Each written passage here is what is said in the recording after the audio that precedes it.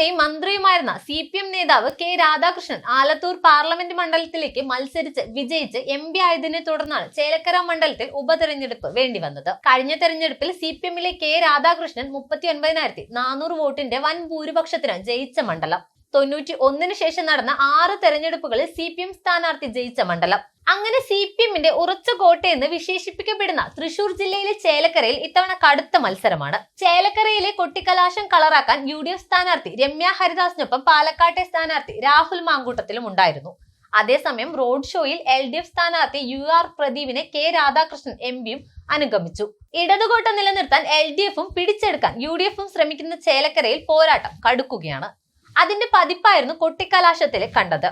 ഓരോ മുന്നണികളും തങ്ങളുടെ കരുത്ത് തെളിയിക്കാൻ വേണ്ടിയുള്ള മത്സരമായിരുന്നു ചേലക്കര ബസ് സ്റ്റാൻഡ് പരിസരത്ത് അന്ന് നടന്നത്.